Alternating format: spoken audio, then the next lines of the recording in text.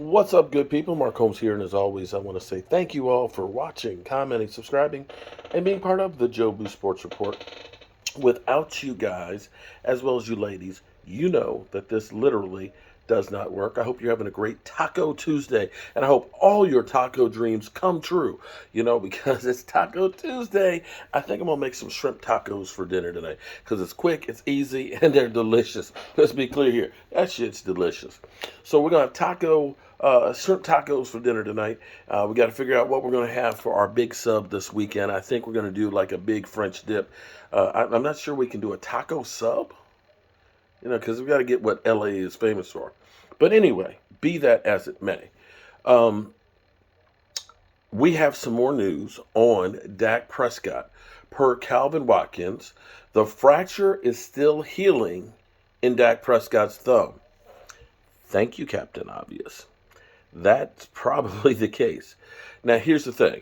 The plate and the screws help it heal quicker because basically, instead of naturally without the plate, you got to immobilize it and you got to wait for the bone and stuff to fuse together and come together and all that, right? Well, putting the plate there, boom, locks it in place with the screws and holds it there to help it heal. So that way it's not going to move even though it's got the plate on there. It's locked that piece together, which is great. Strength is not good yet to play according to a person with knowledge of the injury. And see, this is where it's all been bull crap, okay? Because, Jerry Jones, listen, Jerry Jones' basic philosophy is baffle them with bullshit. Sorry. It's just the way I'm not mad at Jerry. Because let's be clear here. Nobody, including me, thought when Dak Prescott went down that the Cowboys would be 3-1. You listen to everybody, us included, the season's done. And worst case, we're thinking he might be gone for 9-10 weeks when we heard that he broke his hand. And, seeing like Russell Wilson, how long it took him to get back out on the field and things from this. I think Drew Brees, I think Drew Brees broke his hand too. You look at this and say, with the way our schedule was set up early, you looked at this and said, man, there's no chance of us, with the Rams, who now are not as good. It doesn't appear to be as good right now. With Cincinnati coming up after losing to Tampa Bay and the Eagles and Green Bay, you just looked at that and said, man, we're in trouble. We're literally in trouble. I'm getting a damn Gina update. Oh, okay. All right, so just shout out to damn Gina. She must have known I was doing this. Cowboys quarterback Dak Prescott won't play Sunday with the Rams. Persons familiar with the situation said his availability is considered not realistic at this stage of recovery. Cooper Rush will again be the starter, and Will Greer will be the backup. I kind of knew that all along because you just got the screws out 8 days ago. The stitches out 8 days ago. And I'm going to say, he's not going to play against Philadelphia either. I don't think that he's going to be ready against Philadelphia because we're still talking about less than 2 weeks away with a plate in his throwing hand.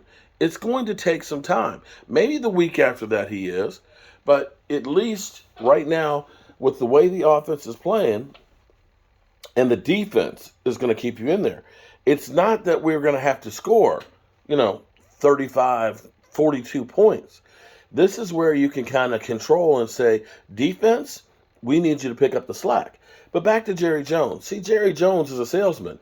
He kept selling you hope about Cooper Rush, just like he did with Brandon Wheat. Brandon Wheaton throws the prettiest ball because in the end, he doesn't want to say, oh my God, the season's over and don't come to see the games.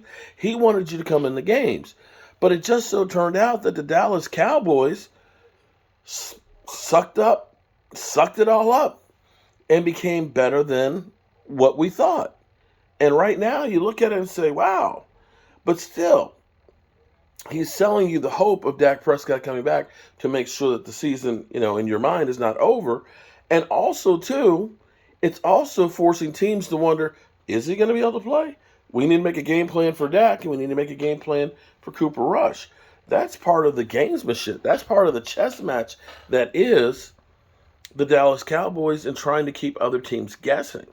So, yes, Dak is not going to be ready for this weekend. Big surprise. But I think the real surprise to a lot of people will be is he probably won't be ready next week against Philadelphia. So, and I'm okay with them waiting until the thing is fully healed because you don't want to get out there and letting it rip, and he can't let it rip, and we end up having some bad plays. Then he becomes a scapegoat. Or you let it rip and the finger falls apart. So let's not try and make a quarterback controversy here. We are blessed because I tell you what, I tell you what, I guarantee you Washington wish they had this kind of a problem of who to start. They're like, well, they do have a problem. Who do we start? None of them are any good. So there's that. All right, good people. I let you get back to your regularly scheduled program and doing whatever it was that you were doing. And we got to start packing up Joe Bardes. That's right. We got to get the Joe Bardes to get ready to go out to you guys, as well as the new shot glasses, because Michael Anthony Fitness Reaction Gig Economy, he's back. Back again. See you later.